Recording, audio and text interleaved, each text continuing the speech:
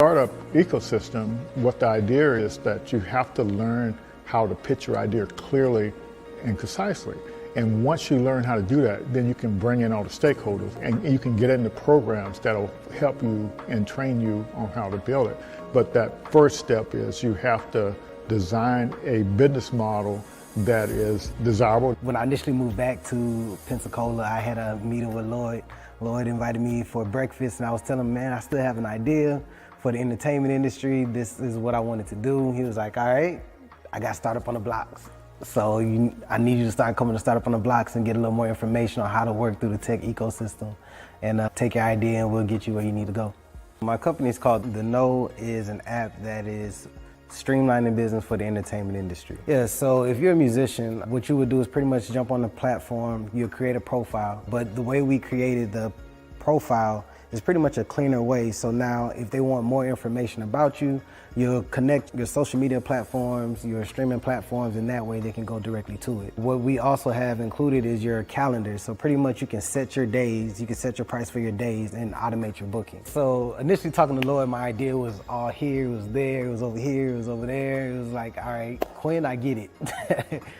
You got a lot that you want to do, but we need you to bring it in just a little bit and then work on your pitch, your story, and how you're going to bring it full circle to get people to understand what you're trying to create.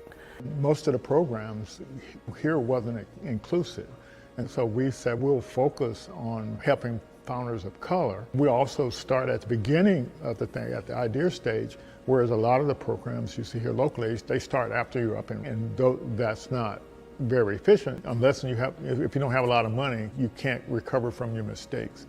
And the lean startup system, it actually helps you make mistakes faster before you spend a lot of money. You don't actually start building anything until you got customer buy-in. There was a need for small businesses to bring brand awareness to their business. I see there's a lot of makers and bakers that they're making all of these goodies and these products, but they can't market it, they can't sell it at the same time, and there needs to be kind of like that middleman, that middle person to help bring economic growth to some of the small businesses in Pensacola.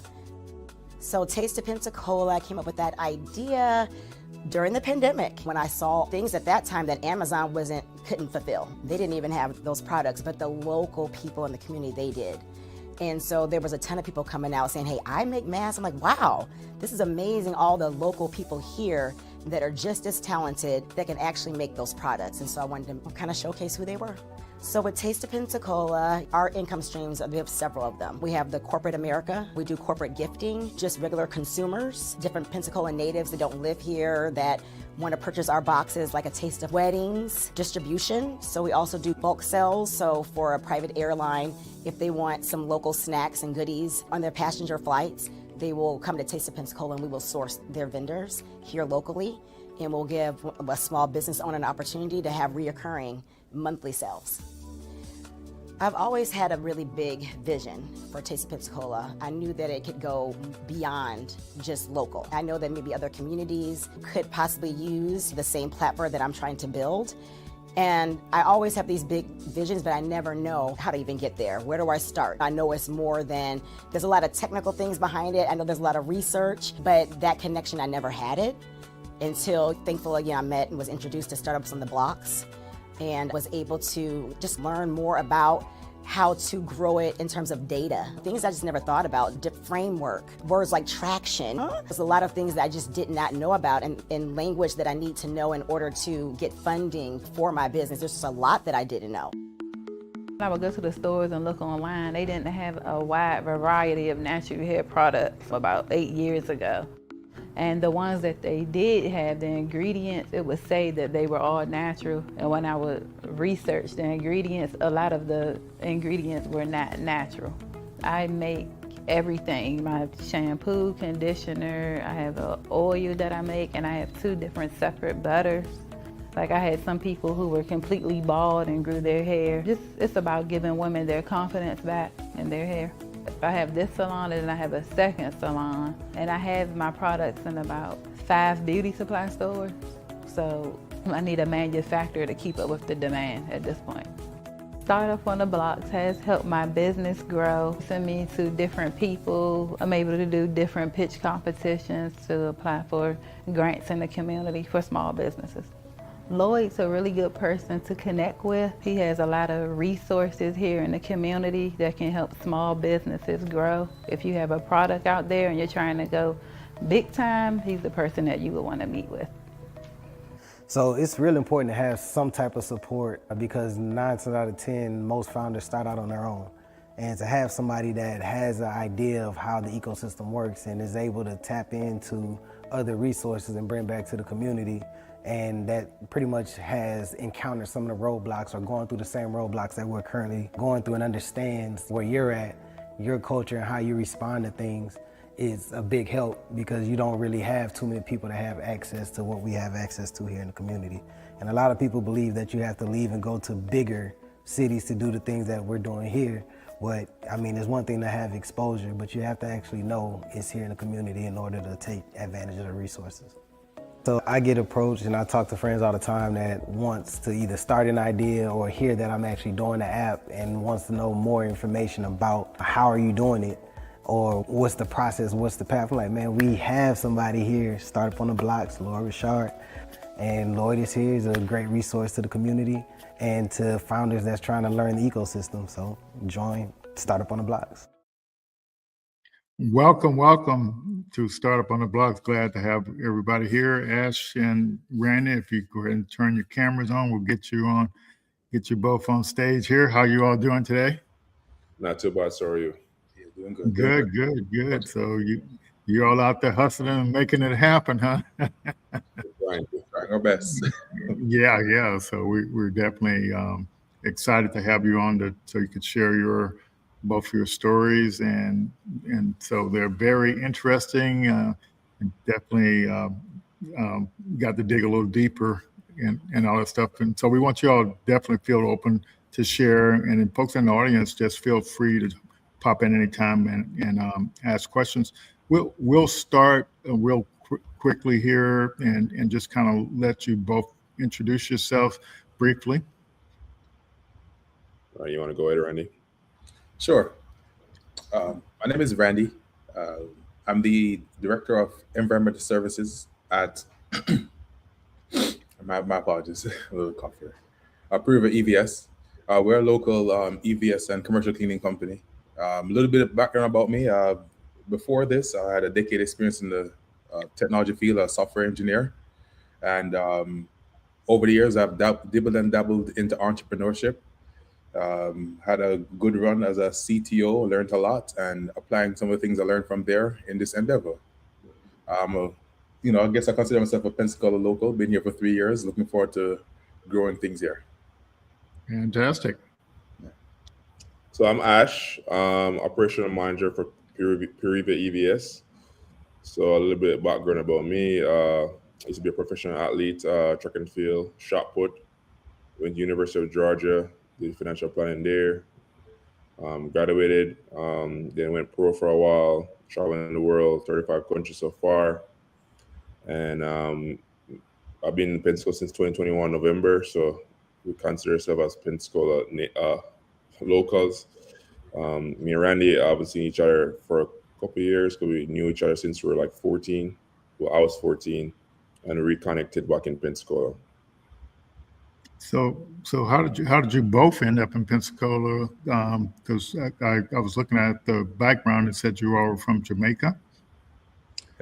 Yes, so we are from Jamaica. So we went to high school together. We both did sports together. Same coach. Coach us up. We got full scholarships to come overseas to do school and sports. And, we've just been connecting for a long time, me and Randy, and we just decided, okay, cool. We always work well together during sports. We were used to do sports, so we decided, okay, cool. We're both entrepreneur mindset. Yeah. Pensacola was an opportunity. After COVID, there was a lot of need for cleaning, housekeeping, all this stuff, hotel sanitization, So we decided, okay, Pensacola is the best spot in Florida right now for us as newbies. To feel comfortable and cheap. It was cheaper than most cities in Florida. Hey, so we're gonna look at it was a great start. Mm-hmm. Yeah, fantastic. So I'll give a little shout out to our sponsors here. we can tell folks a little bit about startup founder best practices, where we do every Thursday night. We're here since August of 2020, August 13th. So yeah, so if you can imagine, we missed one event in the last 5.5 years.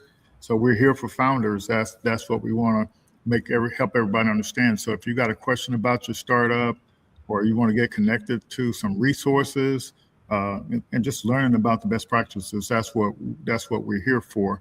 So these are some of our partners, and so I definitely want to give a shout out for them. So when you get hooked up with us, we make sure you're aware of our partners and what they offer, like the Blacks in Technology Foundation. Have you all familiar with Blacks in Technology? Yes. Okay, Yes. good. So yeah, they, I think their mission sort of aligns with ours. We help startup founders, and we did some startup stuff for them with about 200 of their members all over the world. And they also get you connected with training programs to get you into tech and help you find jobs in tech. So that's pretty neat. This logo right here is for Startup Science, and that's a fantastic resource. The guy who created that had been through 12 exits, successful exits, totaling several $1 billion. How you like to sound that, Randy? Sounds really good. Yeah, so everything he learned from going from the idea of vision to exit, he put in that program, and he's a really neat guy. Not a college graduate or anything, but he knows how to keep it simple and moving forward. And it's literally straightforward. His program is like more for helping you understand the phase you're in and what you should do in that phase.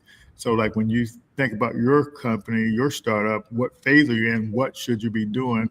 And what's the next phase you're going to evolve into in the next one? And just making sure you know what to do, whatever phase you're in. Because a lot of times, if you don't understand the phase you're in and what you should do or not do, you end up doing things maybe for a later phase when you shouldn't be doing them for a later phase. And so that's getting all that right in your mind, getting that clarity on that. It definitely makes the road a lot smoother. Now, Coda, we partnered with them because they, and kind of the way you have to think about Coda is like all your briefings, the spreadsheets, your documents, it's all in just one document. So, and imagine that you can connect to Salesforce and pull that data in there and into one document, or you can connect to your finance stuff, pull it in there, and so you don't have to be switching from one thing to the other. But it's already got all the AI stuff built in, and they got brought by Grammarly last year. And so, yeah, but anyway, so it's more like like whatever your app is you're using or building, you can pull the data in from that into the documents and stuff like that. So it's a really neat platform, and it's totally AI enabled. You can prompt your documents and all that good stuff and do all your workflows. So when you leverage that, you can literally run your whole back office on it, and you get 6 months free of that as a startup. And Make Startups, they offer a training program. PitchBob is another AI tool, and they have a lot of resources other than the agent that helps you generate all your initial documentation. And they have freebies, software freebies like 5,000 Azure, or all kinds of good freebies that you have. So we're partnering with all of those, and our core platform is just Lean Stack here, and that's the platform where you learn how to design and pitch a scalable business model. You actually have the tools in there to actually stress test your idea to find out if it's desirable, viable, and feasible, and then also have the pitch, how you pitch it, clearly and concisely. I'm on the board with Black Innovation Leaders of Florida. And so that's all about getting folks into technology here in the state of Florida. And then the Black Innovation Alliance. Imagine that there is organization has members like the Kakura Institute, but it's like about 200 of them. They all help Black founders. Wow. So did you know that many resources out there? I had no idea. Yeah. Yeah, and Goody Nation is you know, it's a kind of accountability thing. Joy runs that, and we had an opportunity to participate in that with our workforce program, and definitely learned a lot from them in there. So, and these are some of our sponsors to put the money up to kind of help us do what we're doing, and also some more partners as well. And so we have a lot of support, but we're always looking for more as well. And so and these are the training things I mentioned, a couple of them already. We're winding down our free access to Patent Hacks, and that way you can get, but you can still sign up for that. You get a year's access to the platform. I'll show you. And that's what this is all about here. You can. We're going to give out the scholarships away before the end of the month, and that's where you can actually pull a patent application together, pull a trademark application together. But if you want to get access to the Learning Center, you'll have access to that for a year. And so, yeah, so that's what that's all about. But yeah, so startup founder best practices, literally what I learn out there in the startup world. Every Thursday night, there's events going on, in-person events, and so we launched in COVID, so we went virtual, but we figured we can get more people that's not able to attend in person. At least they can have a place they can come in online and take a look at. But the key thing that I found, you as a founder, you want to have clarity. All these things are spinning in your head, and you want to find that clarity. And so that's where our lean stack helps you understand what milestone you're at and what's the next one. So you kind of, where you are. And so, and that's what's kind of wrong. Part of what's wrong with the startup world, the founders get out there and they don't know what to do when. And so, but if you follow the approach for building a startup, you always can know where you are and know where you're headed, and that's kind of the neat thing. So I hope that helps you kind of understand what the deal is. So the reason why you want to get all framed up here, because the ecosystem's out there, but when you apply for a pitch competition, apply for a program that gives you money, you have to fill out an application, and that's your pitch. And so, if you can't explain your business model clearly and concisely, then you're in trouble. So when we met a couple of weeks ago at CoLab, believe it or not, you guys actually did a better pitch than most of the people I've seen since I've been on the committee. So, congratulations on that. Yeah. Yeah, so definitely congratulations. So I'm going to do a little experiment here. I created a podcast about your company, and so let's see how accurate it is, and from you guys. But it's kind of curious to ask. When I was generating a lot of the stuff, it kept focusing on you being world champion, because it was so excited about the AI was so excited about it. I had to literally go to another thing to get it to stop talking about how great you were. I said, no matter how I prompted it kept kind of go back. So I was able to get something where it kind of focused on your company a little bit. And my graphics guy edited it. So let's see how good a job he did here. Okay. One of the most traditional, hands-on industries you can think of, and just completely rebuilding it from the ground up with a tech-forward, systems-first mindset. No, really, take a second. What pops into your head? For most of us, it's probably a mop and a bucket, right? Maybe you think of it as a low-wage, high-turnover kind of job. It's an industry we all depend on, but let's be honest, we rarely think about it, unless, of course, something goes wrong. And that's really the heart of the problem, isn't it? When you're a business, what you expect is pretty simple: reliability, professionalism, consistency. But the common reality in this super fragmented market, well, it's often the total opposite. You get inconsistent service, you get frustrating no-shows, and a complete lack of accountability. It's this huge, frustrating gap between what you need and what you actually get.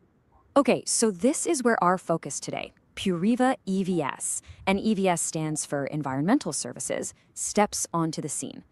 They are deliberately setting themselves up to be the antidote to all that chaos. See, they don't even think of themselves as a cleaning company. No, they see themselves as an operations business. And this right here really breaks down that operational mindset perfectly. Everything they do is certified. Every single staff member is trained on documented, written down procedures. Quality isn't just something you hope for, it's something you measure. And the technology, well, it's not just some fancy add-on, it is the backbone that actually enforces all that discipline. Now, to really appreciate what they're building, we need to understand just how messy the problem is. So let's take a closer look at the industry they're trying to fundamentally change. You can see the core issue right here. The whole market is incredibly fragmented. It's just dominated by all these small, informal operators. And what does that lead to? Well, it naturally leads to massive inconsistency and unreliability, especially when you're trying to service a larger professional building or venue. And all those big picture market problems, they translate directly into some very real, very painful headaches for customers. I'm talking missed cleanings, a different person showing up every single week, and maybe the most critical point, no proof of work. You're basically just left hoping the job was done right, with no real process and absolutely no one to hold accountable. So after painting that picture of chaos, let's flip the script and see how PURIVA EVS actually builds its solution. Because they're not just offering a better service, they're offering a completely different system. They actually call it an operating system for clean. And I love this quote because it's their stated goal. And it is such a perfect analogy. You know exactly what you're going to get at any Chick-fil-A, right? It's because of their ironclad, replicable training and discipline. That's the level of predictable, trusted quality Purify is building for facility services. And this isn't just some vague mission statement. They literally have a playbook for it. It's a clear, methodical formula. You certify, you document, you train, you measure, and then you enforce it all with technology. You see how each step builds on the last? It's all designed to create a reliable, repeatable result every single time.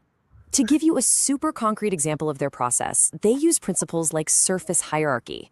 Now, the crucial thing to understand is this isn't just about wiping down a counter. This is a scientific principle that comes from infection control to actively prevent spreading germs. We're talking professional-grade knowledge put into everyday practice.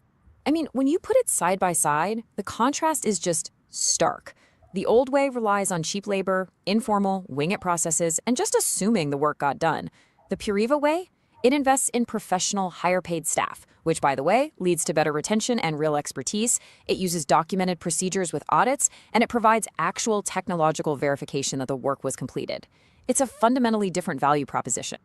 Okay, so that all sounds great in theory, but the big question is, does it actually work? Well, this company has moved way beyond the idea phase and is now getting some serious real-world validation. So check this out. They started up in 2022 and have already survived that critical 2-year mark where so many small businesses just fizzle out. But more importantly, they were brought into a major stadium where they completely outperformed the existing vendor and earned a direct extended contract for the entire season. That is a massive vote of confidence. And that contract isn't just for show. It translated into real, significant revenue. We're talking $27,000 in a single month from that stadium work alone. This proves that their high-standard model can attract high-value clients and deliver results that absolutely justify the investment. So this shows you where their model is really hitting a nerve, in places where reliability is just non-negotiable. We're talking large event venues like that stadium, as well as big commercial and government facilities. They're being super strategic about where their process provides the most value. So what's next for them? Well, this isn't a story about explosive, chaotic growth. It's about building a trusted brand through a very deliberate and methodical strategy. This right here, this is their mantra: standards before growth, systems before scale. They are absolutely laser focused on building a rock solid foundation first, making sure that every single new client gets that same replicable, high quality experience. You know, their approach to the healthcare market is the perfect example of this philosophy in action. They know it's a huge, lucrative target, but they are intentionally waiting. They absolutely refuse to enter that high stakes environment until every single certification is in place and their operational readiness is perfect. That shows some incredible discipline. So, let's redefine them one last time, shall we? PURIVA EVS is not just a cleaning company. It's a process-driven operations business. And their real product? It isn't a clean floor. It's trust and reliability, delivered through documented standards and enforced by technology. And that really leaves us with a final thought. This model of applying a rigorous tech-enabled operating system to a fragmented traditional industry, it's powerful. And it kind of makes you wonder, what other simple industry out there is just waiting for its operating system? Okay, guys, y'all got a lot to live up to there. Can do it. We can do it. Yeah, did it capture you all pretty good? Yeah. It I miss some places, but overall, yes. Okay, good. Yeah, the best thing about anything is figuring out how to explain stuff clearly and concisely so people get it. Yeah, and so, but yeah, I use Notebook LM to kind of pull that information in and to kind of move forward. So, and I'll share that stuff with you all as well. Yeah, but if you want to figure out how to pitch clearly and concisely, you know, that you can use that free tool to kind of move forward with that, because that's what makes the difference in getting the help you need, and also the customers as well. That's perfect. It's very impressive. Yeah. So you both got different backgrounds, and I kind of want to understand your journey and how you all ended up in the same startup. So if you can give me an idea, you told us a little bit about your high school classmates, and but I guess you just talk a little bit about your career path. I guess each one of you all. You want me to go first, or you want to go, Randy? You go ahead, Ash. All right. So career path. So I said I went to University of Georgia on full scholarship. Competed there for a while. Did pretty good. Went professional for a while, traveled the world.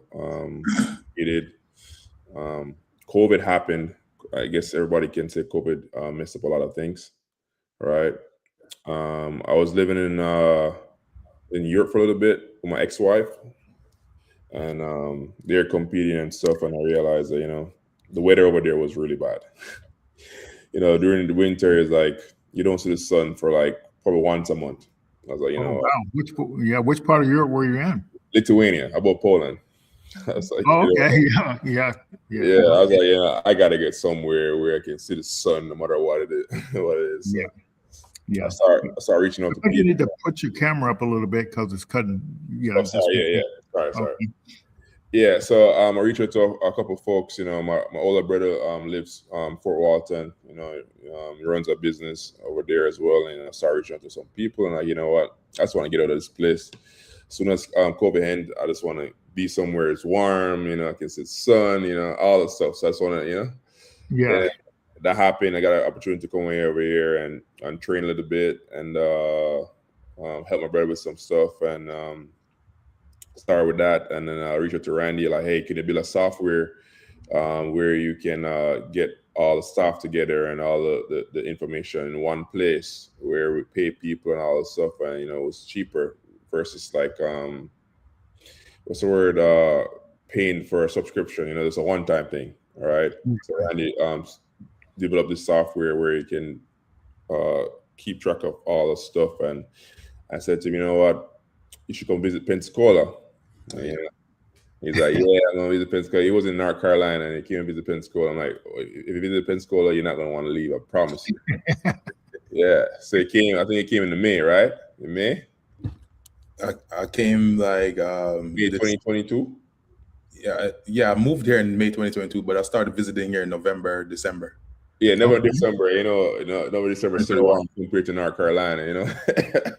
So you saw the beaches and stuff, and you know what, man? Like we have been entrepreneur mindset since we were in high school. Like in high school, I used to buy stuff and sell stuff to students in classrooms. I can sew, so I used to sew their pants and stuff. I used to do a lot of stuff just to make some extra cash, right? Randy used to do the same thing when he was North Carolina. So both of an entrepreneur mindset, leadership mindset and all this stuff. So I'm like, you know what?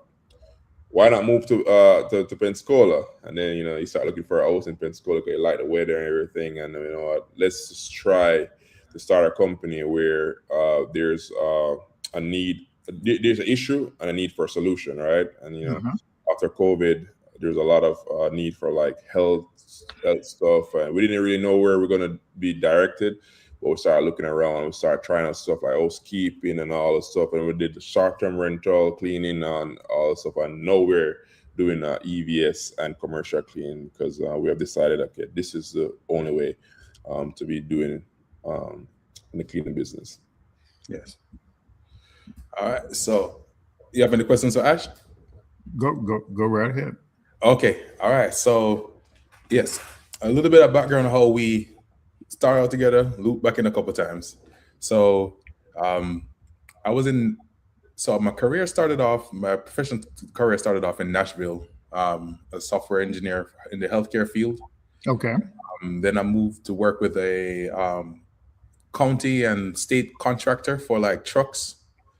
And then from there, worked with a company that did communication for prisons.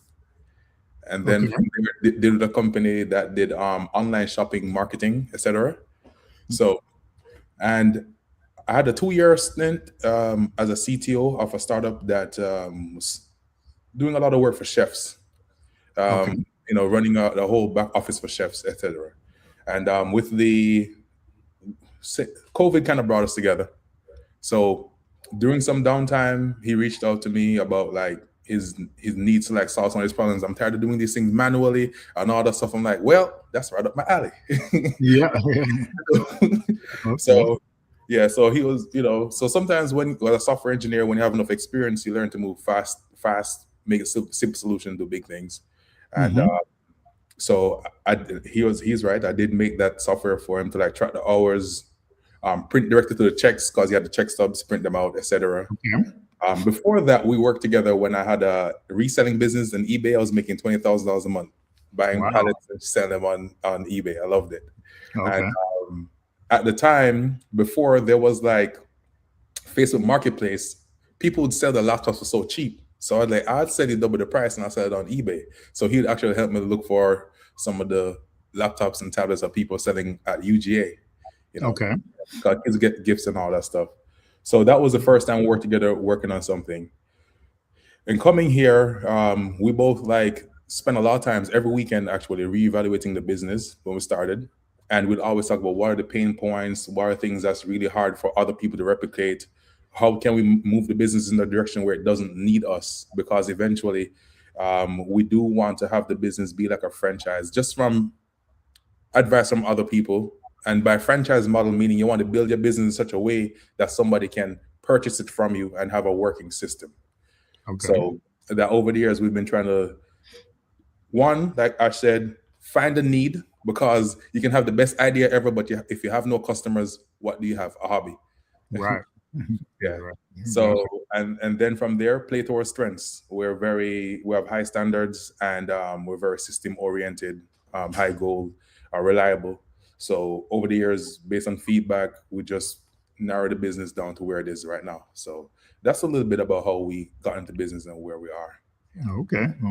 Well, yeah, it's so, and your role is more of the technical stuff, and then Ash is more the operation stuff? Yes, sir. Yes. Yeah. So when I met you all, it is pretty interesting that guys with your background, in this particular business, but based on what I'm hearing and seeing, you're all these principles that you all learn? Like, did you like it? Like, as for example, did you learn all the principles in the military and all the all this discipline, but whether from sports or whatever? And same thing for you, Randy. Where did you learn this discipline of doing stuff like you are doing? Sports, 100% sports. Next background too. When we just started off, we were like nothing compared to our peers around the world, right? Our coach back then, instilled in us the utmost for the highest. That's our motto there. So it's like there's a lot of times we want to give up. Trust me. Okay. So we used to start after school at 2:30. We used to get home around like 9:30 at night, just training hard just to become as good as we want to. The coach gave us the vision, and we just believe in it. And then I got good to the point where I was like number 6 in the world. I was a junior in high school. I was recruited to like 20 different schools here in a full scholarship. The University of Florida, University of Miami, University of Georgia, all those top schools, right? So it was that good. Yeah. So I would definitely say sports instill that in us, and teamwork. Never to give up, because some days are good, some days are bad. It's have to stick to the goal, stick to the principle of stuff, and you make it true. And I think that's the main. I think that's the main reason. Obviously, we have some determination that's in us before, but sports definitely tune that up, and I definitely say sports. Okay. What about you, Randy? I would say it would be a mixture of sports, earlier failures, and mentorship. Because like sports definitely shows you how to put in the work long term over time, how to essentially know that somebody's in front of you, but if you do the right things, you will catch up and be where you need to be. Failures in the past, when you recognize I was so close, so now I know that I don't give up, because the win is so close. A lot of times when you feel like giving up is when you should actually dig deeper. Oh yeah.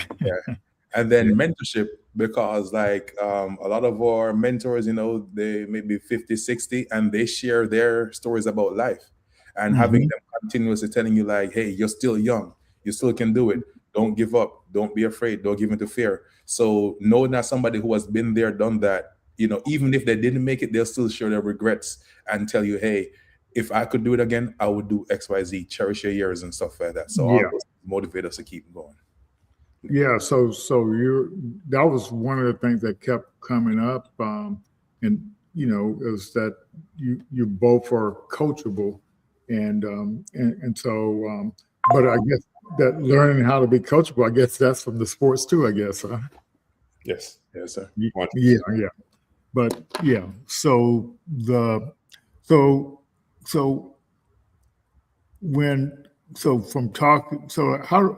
So you all leverage mentors quite a bit, it sounds like.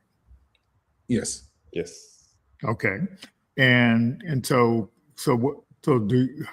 how or do you also leverage AI in any way? Very, very much so. Very much so. We use it on a daily basis, I would say, Okay. Even if it not necessarily answers your question 100%, but like it's like 99% of the time, like very accurate. Okay. But some of the things we reach out to for is like, let's say we're gonna reach out to somebody about a particular issue that we haven't talked on before, might get feedback on how to make a message come across, right? Okay. We may even like dump a couple emails or a couple plans and etc., and have it evaluate, and then have another AI evaluate that. So we use it a lot of times to like help us like evaluate things, plan for the future, really, because sometimes you might be there as a person and you think you just say, oh, I have this, I have that, etc. But when you have like an AI assistant that has all your emails and has a long 3-year list of things you had, it reminds you of things that you even forgot about. Right. So that helps us be more rounded, to be honest. It helps a lot. Okay. And also simple stuff like punctuation and grammar as well. Yeah. As professionals sometimes forget. Research for that. Yeah. Yeah. Something like that. Yeah. So you're so you're actually leveraging that to know how to engage with customers, know how to engage with your coaches and stuff like that. So do you? This is a lot of times when you're a startup, you get, you know, you ask three different people or mentors the same thing. They all tell Yes. you the answer based on their background, Yeah. and so how do you all handle that?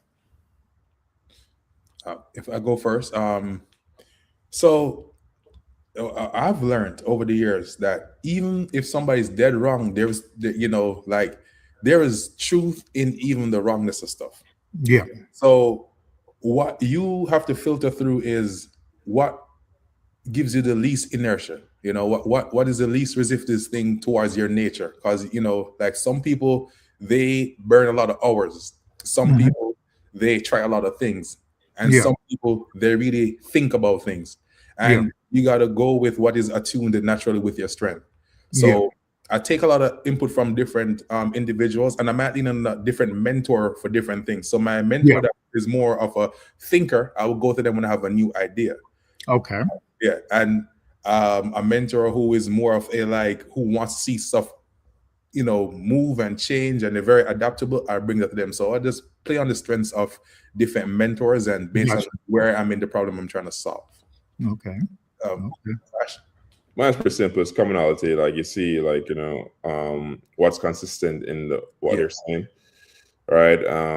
Not us humans. We're not 100% correct. We're never Yeah. gonna be on the right page. People when they mentor into, they're mentoring from their past experience as well. Yes. Yeah. Some of them they mentor in past experience. You cannot use their experience to like judge your experience, right? So you got to Gotcha. put that into perspective and think about your life and what you have in front of you, Yeah. different from what they did. So they say a wise man learn from his mistake, and a wise man learn from other people's mistake. All right. Yeah. That's exactly right. And Yeah. yeah. Unfortunately, I have a dad around, know that, for me and Randy, he's always like telling us stuff that he has done in the past, like Yeah. how he has failed, and we'll look at it, and he's 65 right now, and you can see the biggest some of his regrets coming true, and it makes Yeah. it harder because okay, cool, we gotta literally let's keep on getting on this thing because this man is over here to remind us like we're still young.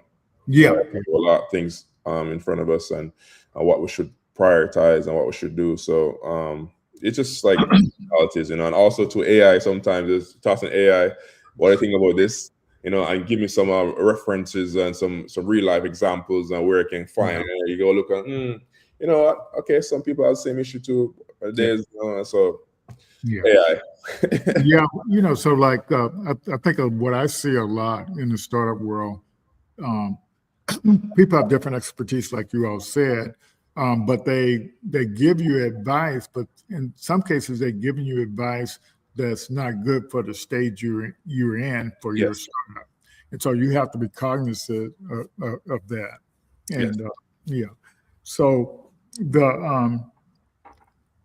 and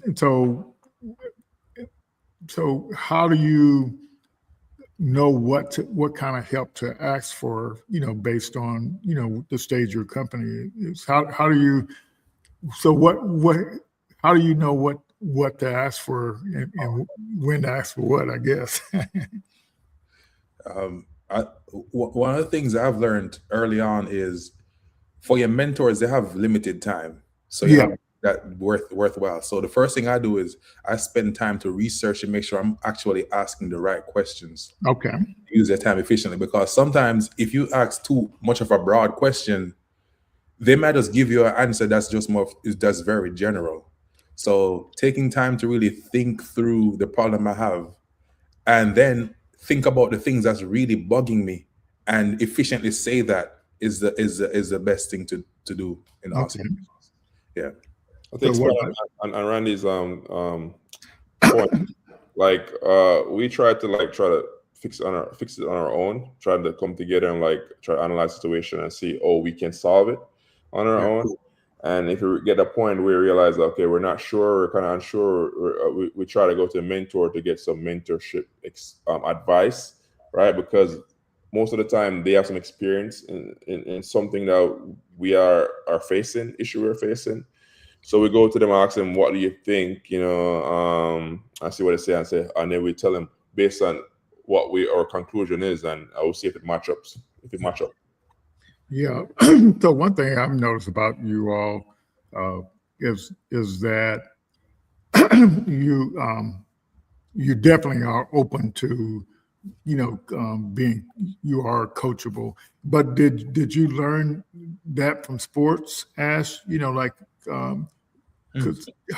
the analogy to sports and your different coaches you have in sports? Oh yeah, 100%. The coachable thing, it's definitely start from sports. Because the thing is, you want to get to a point, right? You're gonna need people that have expertise and the knowledge to get you to that point. Yeah. One of our goals was to make it to the States and go to school here and all the stuff. And our coach told us that, listen, man, I can get y'all to the point where y'all can get a scholarship to overseas, and that's you from there, right? So being coachable is good because it allows you to just do what you need to do while the coach is telling you, I'm trying to picture it. It's like you want to get to a destination, right? Yeah. The coach is driving, you're in the seat, just like telling him what to do, or you know what I'm saying? So that's not really a great analogy, but it definitely helps because it helps you to build on what you have already, right? So I'm trying to give you a good example. I can jump in if you want. Jump in, Randy. Okay, so some of the things with being coachable is I'll tell the story and then I'll give the link. Okay. When we were doing specific sports, we were doing was shot put discus, and my coach was like, "No more discus, only shot put," and he was like, "I'm going to change the technique." When he changed my technique and changed how I lifted, I started performing lower the next week. Okay. And I complained about it, and he was like, "I need you to trust me that what we're doing right now is the best for the future." Okay. And within 6 months, I was the one on top of the podium, and so was Ash. So sometimes your mentors are going to tell you, hold on, slow down. I need you to actually, so even though you're looking at your money or you're looking at what you got going on, sometimes your mentor will actually tell you to take a different point of view, work on certain things to strengthen your stuff like that, really actually get the foundation of your business together. And you have to learn to trust your mentor, especially if somebody who's been on the same road you've been on, that they are trying to tell you to build your fundamentals so you have something able to build upon. So that's the biggest analogy I can have with sports. Building your fundamentals, and sometimes building your fundamentals feels annoying. Like somebody says, I want you to read these books. I want you to read these bylaws. I want you to get these certifications. I want you to go to these meetings. And there's other things you could do with your time as well. And also being coachable means that when somebody asks you to do something, they can trust you to know that it's important to you enough where you will do it. You won't just wing it or lie to them. Also feedback as well.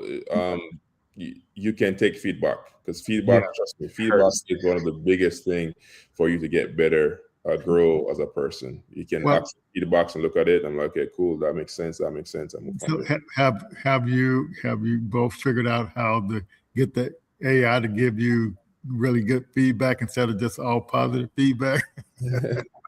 Yeah, I mean a little bit. Randy is definitely good at it. Yes, Randy has a tech background for a while, but I have actually gotten good at it to the point where I can prep it to give me the information that I need from it, because AI, it's not perfect, right? So you need to learn how to prep it to get what you need from it.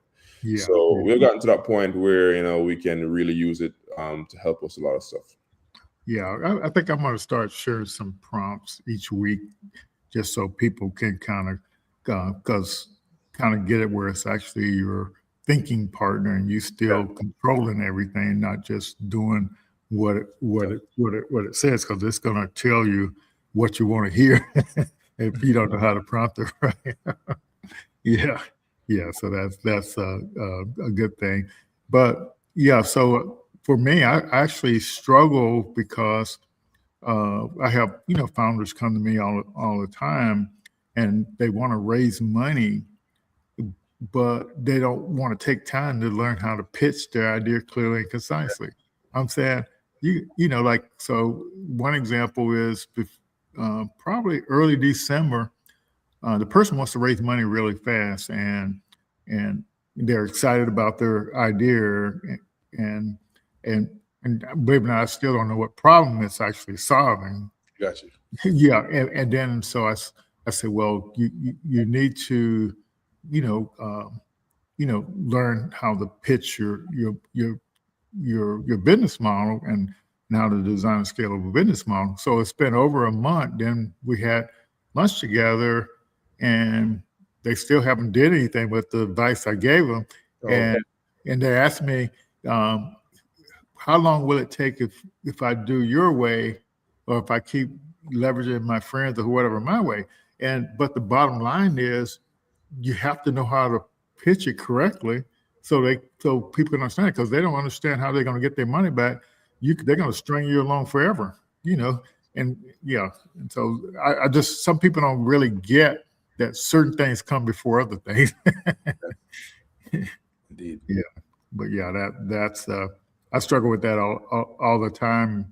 But the minute you know how to say what an investor want to hear, but like, you shouldn't even be most cases you shouldn't even be talking to investors. You should be talking to people in the ecosystem that got resources that can help you get to the next point.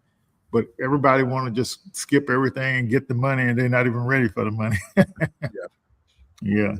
But yeah, that's a really challenge. So what's going to be you all's approach of trying to figure out this hospital market? Well, the thing is, clients don't buy effort; they buy consistency. Okay. Right? So they want to see a vendor come in and be consistent, sanitizing and ensuring that safety and everything is consistent. Because once you stop being consistent, that's where people start start having be hesitant about you and etc. Right? So we're using AI and all that stuff to help us as well. Ronnie can go more on this because this is Ronnie's field. Okay. Yeah. So moving on, like one of the things that pitched on was definitely moving in the hospital space. So apart from being certified, we're actively setting up relationships with leaders in the healthcare field. Mm-hmm. Definitely getting whatever crumbs they want to give us, we'll take. Because sometimes you don't get everything in one sitting, but people give you a little hint. That's how we grow, So what we're looking for is to keep getting these little hints on how we stand out, because we know how to do the cleaning, we know how to do etc. But like when you're approaching a client, sometimes you don't want to have the wrong assumption about what they're looking for. Yeah. Because sometimes they want somebody who will answer the phone call or respond to the emails. Yeah. Some people, all they care about is pricing. Yeah. Some people, they just want you to be reliable and show up on time. Some people, they want you to have the same people there all the time. So we are, kind of getting a little feel about what some of the individuals want. But at the same time, we were approached by, some individuals who want to mentor us into the space. So we're being patient with communication. We're not trying to jump the gun. So we need a couple weeks to hear back a little bit from a couple of folks. And if not, then there's another set of folks that we plan to talk on, and we have a deadline of when we actually start putting ourselves in front of people and start partnering. Yeah. And so it's just like you I guess start building trust and building these relationships, and your mentors and coaches, they have the connections, to get you, in the space. So it's just like you just have to make sure you're ready, and maybe start small instead of big. And a little part of the clinic, a little part of the hospital, and just until you get the hang of it and kind of move forward.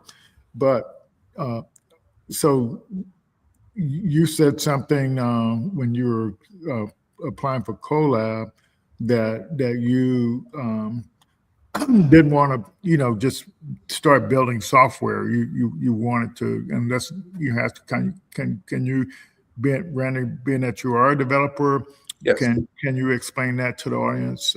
What's your approach on that? Okay, certainly. So, when I started out as a junior developer, mid-level developer, senior developer, I love coding. Yeah. I moved into more managerial or got to be a CTO. Yeah. You learn that people really care about you solving problems efficiently Yeah. and quickly. And you also start seeing things from the user point of view, like Okay. things, just like you said, like even the pitch. Yeah. It has to make sense to people. Yeah. All business is about people. Yeah. So why would I spend 5 months to try to make a software like another competitor, maintain that and all that? I have to quantify that. How much is my business losing from me taking my attention and time to build this thing? I'll pay these guys $150 a month and I'll be all right. Yeah. Yeah. So there's somewhere where there's a little bit of pride because I could do it, but then do I want the tech debt and managing another business where now I'm going to slow down the business I'm building because of literally just pride or and it's just like people in the startup world. What's that's like? You do everything. You could even do everything manually first, and use commercial off the shelf software. Until you get to the point where you think something is not doing something that you really need. Yeah. And Randy, I would say that growth without system multiply problems, right? Yes. So Randy always say that. So something that we're passionate about, because when you get bigger, you don't want to have all these issues coming up. You want to and I'm glad you mentioned that because that's what like if you start trying to grow and expand and don't got stuff systematized, you just create more chaos. Yeah. Definitely don't want that. So a lot of the prompting I've been doing lately it talks about clarity a lot, and you want to make sure before you try to take the next step or do something that ahead of time you have to make sure you're clear and you got the answers to stuff you need before you just keep trying to move forward. Yes. Yeah. But so you definitely want to be able to leverage the AI to kind of get as much clarity as possible. So it sounds like this is what I'll kind of say, and I say this kind of often. So when I worked for the research lab, Air Force Research Lab, we had a method that we used for developing capability, and so the projects that we worked on, it had never been done before, and so we just followed the step-by-step process that was there, the research methodology. But in a startup, there is a methodology, there is a step-by-step process, but most people don't want to take time to learn the process. Yeah. If you follow the process, it doesn't matter what your idea is, you will find out something that actually will work and that you can make money with. But if you're not willing to follow the process, you're dead in the water. And at the end of the day, you're trying to build something that's sustainable and not disposable. So yeah, you got to follow the process so it can grow. Yeah. So the Lean Stack program that we use, it actually is. I don't know too many applications out there that coaches you through the process, and keeps you connected to the process, and that's why we use that, because like everything is on a 90-day cycle, so you do some sprints or some experiments during that 90-day cycle, and it's kind of relating to like the quarterly reports and stuff like that. But at least you're following this this startup, methodology, so you kind of make sure you stay on track. Yeah. Yes.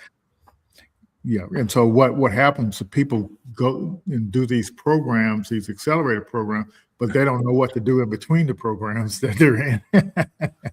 And so the Lean Stack sort of keeps you handy. So do you all have a vision of is there indication so far of some an application you may have to build in the future related to what you're doing? Yes, we may have to. But there's also something in the works for another line of business that we're working on as well. Okay. Ash helping me with feedback, and I'm putting these AI agents to work. Working Yeah. all the time. My laptop sounds like a like a vacuum cleaner at this point. Like, do you want to share some of the tools that you use as a developer? Yeah. So to keep track of my tickets, AI tools and stuff like AI that. tools, yeah. So agents and stuff like that. yeah. So certainly, at this point, I'm using the anti-gravity IDE by Google. Okay, that's new. That's fairly new. So you Yeah. gotta help us compare that to something else you may have used, and what makes it so much better. It works for me a little bit more because like you have Cursor and the other ones, Open Code, etc. They're a bit heavy-handed in how they do stuff sometimes. Yeah. And I beg them to like, please don't do this before I look at it. Because I think they're really good for new projects and things that are very standard. Yeah. But then once you start building, like, you have your coding standards, etc. So anti-gravity gives me more control, in my opinion, Okay. to like help the AI like really know when to like come to me, etc. Okay. And certain things it's okay for you to do, and then over time I help it build out like a coding standard in a README document, so it knows how to keep up with things, etc. Okay. I don't necessarily use multiple agents to do things. I just use one. I just write good prompts. I give it good prompts, like give it good indication. This is what I'm trying to do. This is why I do this and stuff like that. And little iterations over time. So my experience has been that I guide it. Sometimes they might ask you to do something like, hey, there are certain files that have this name, and it has this pattern or an issue with it, and it will take a stand and try to do them one by one, but it's like 200 files. And I would ask it, do you think you could write a script that could do this? And then it writes a script. Gotcha. So could you remember the question one more time, make sure I'm not too far? Yeah. So basically you mentioned agents several times. So, Yeah. but you, so do you create agents? What tools do you use to create the agents, I guess, or whatever? I guess that's kind of good. Yeah. Yeah. So I don't. So the IDE itself has some default that it has. There's Gemini 3.0. Yeah. High, low, and then there's Gemini Flash. Yeah. So my process is that if I'm thinking of like a whole thought process, Yeah. I go to use Claude Opus because it's good at planning and thinking thoroughly through stuff, and I have it document something. Yeah. But that's expensive. So then after that, then I start using Flash to do some of the more heavy lifting. And when I'm pretty certain I'm at a good point, then I switch to the regular Gemini 3.0. Okay. Working on stuff. Yeah. But I think it's important, that especially non-developers, definitely learn some of the basic concepts. Very important. Yes. So the going back to the clarity thing again. So the way one of the things the AI is telling me a lot lately, and which I kind of already knew, but I never thought about how significant this was. Always have, like when you're trying to understand stuff, you do discovery to kind of understand the space. And then when you understand it, that's when you ask the large language model to execute something. Yes. And so what it's telling me now is never combine both at the same time. Yes, and that's why I like what I have set up. Yes. Yeah. And so I don't know if people understand that it's really important. And so that's why for beginners, I would tell them, if you have never used ChatGPT or Gemini before, think of something you want to do, and then just ask it if for like the example with the startup stuff. We're teaching the lean canvas and how to stress test it. And so when I was using AI for a lot of stuff, but then this article said that you can use it to 100x your business. And I thought to myself, I wonder if they know about the lean canvas. This was back in 2003. And I said, so I just went to it and I said, are you familiar with the lean canvas? And then it spit out, what about the lean canvas? And now, then the next thing I did was I said, I gave it a short business idea and I said, please create a lean canvas for it. You see what I'm saying? And then it did it. Then I said, I gave it a more detailed idea about the business. And then I said, and I gave it the prompt template for the pitch thing we were doing that night. And told a little bit more about the business and had it create the pitch for the business.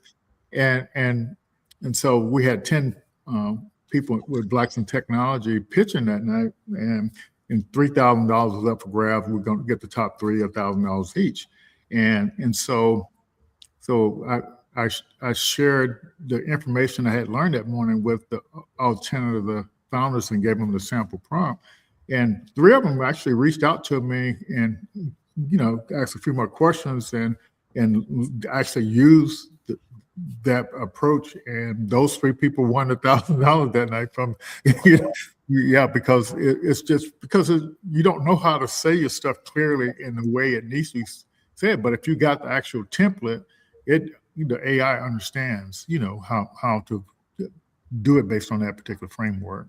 Yeah. It's like having your professors for all your different classes in like one little application.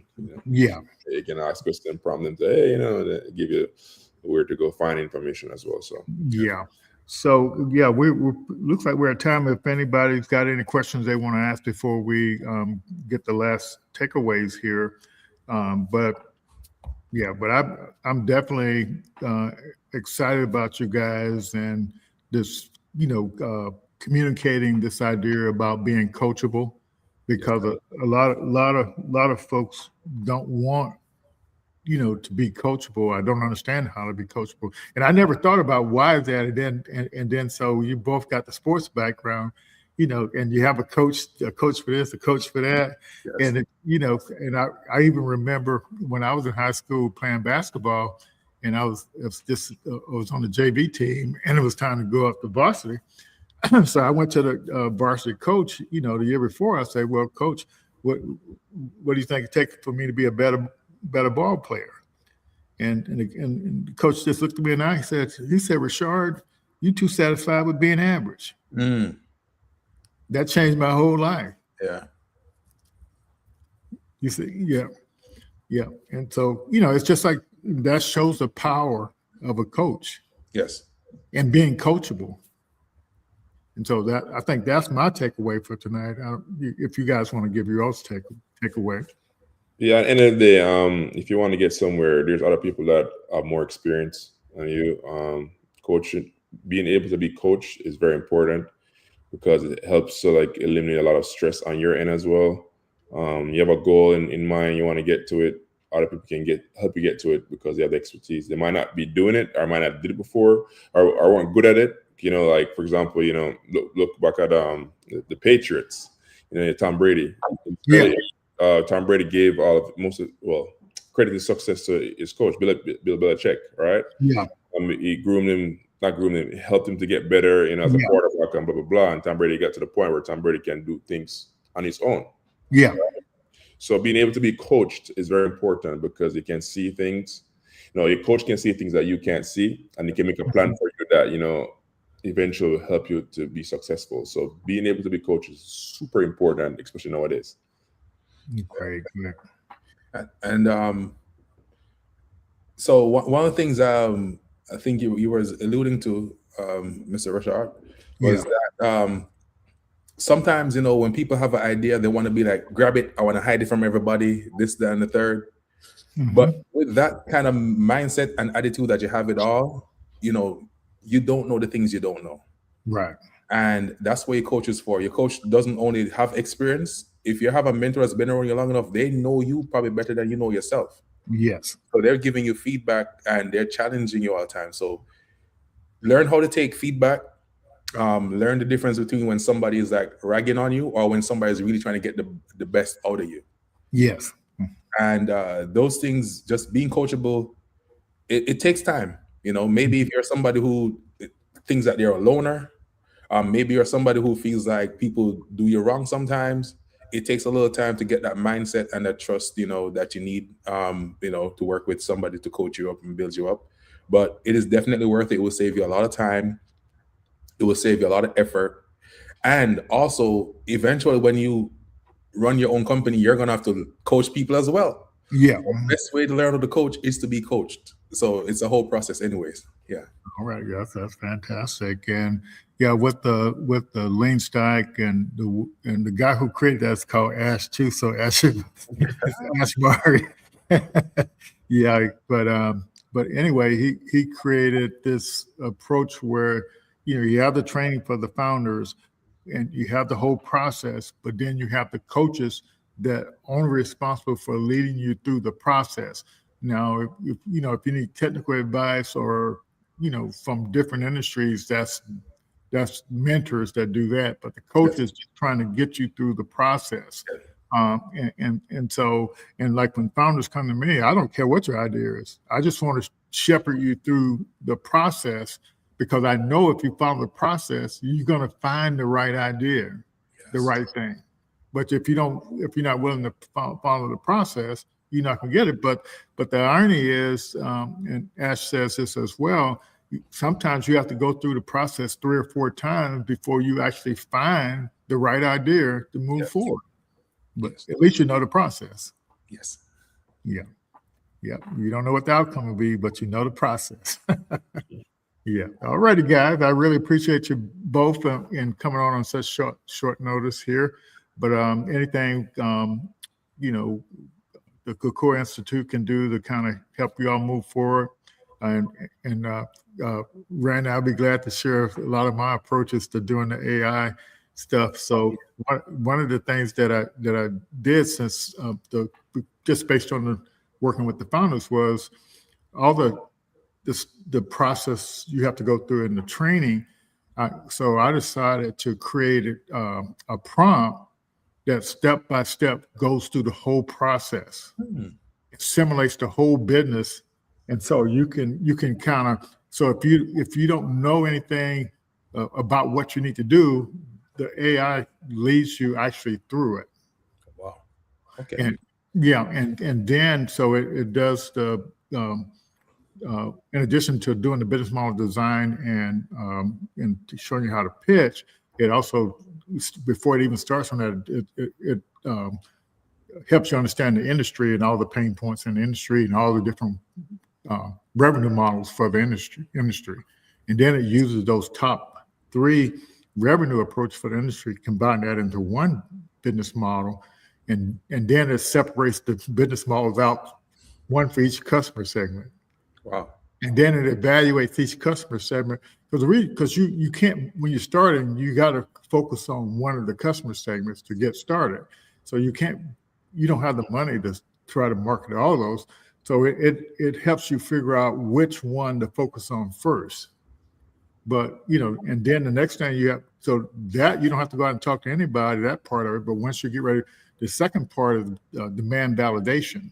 And so you got to prove that there's a need for what you want to build. And so there's a process for doing that. And it's literally fantastic and simpler than what most people, and it leverages AI as well. And then the training doesn't include marketing, but once I found out that when you do demand validation, you're doing the customer forces and stories and the jobs to be done stories, and the hiring and firing criteria. And Randy, that's what you use to design your solution. Yeah. And then from that, you can design your sales pitch. But once I found out that customer forces stories and the job to be done and hiring and firing criteria related directly to the marketing plan, I just had to go ahead and do the marketing stuff too. Wow. And so in deep research mode, deep research. What I always do, I run it in ChatGPT, Gemini, Claude, the chat, and Perplexity, but and then compare the analysis, how well they did the analysis. But Claude wins every time. It's really efficient. Yeah. It may take about an hour to get through all those 27 steps. Wow. But you with the information that goes out there and dig up, you would have never found out all that information, on your own. I've never used a deep research mode before. I probably should give it a shot. Yeah. And one of our founders actually came up with a prompting method that really changed everything, and so in my prompts, I leaked her name in there because because she was the one that helped us come up with it. Yeah. So if you already got prompts that you use, you just tell ChatGPT or Gemini to please update my prompts to her method. Oh, okay. Yeah, and it'll update it, to that method, and you get so much insights from, so like our interview here, it'll generate so many insights from that. It's unbelievable. Yeah, it's just like it's crazy. So, but that's what we make that available to the founders to get in our Founders Insight program. And so just so to save time. Yeah, but we appreciate you all sharing you all's stuff, and we look forward to working with you all in the future. Reach out anytime you need any help or more connections. But it seems like y'all well connected already here. But if you think more connection is always good, and always good. But if you want to understand the methodology for the Lean Stack and the startup side, we're glad to help you there. Yeah, and of course it's free to have access to them. So you all welcome to if y'all need it. All righty, we'll see you guys. Y'all take care. Thank you everybody for chiming in, and we all in this together. So let's work together and keep moving forward. Thank you so much, sir. All right. Bye bye, everyone. Bye.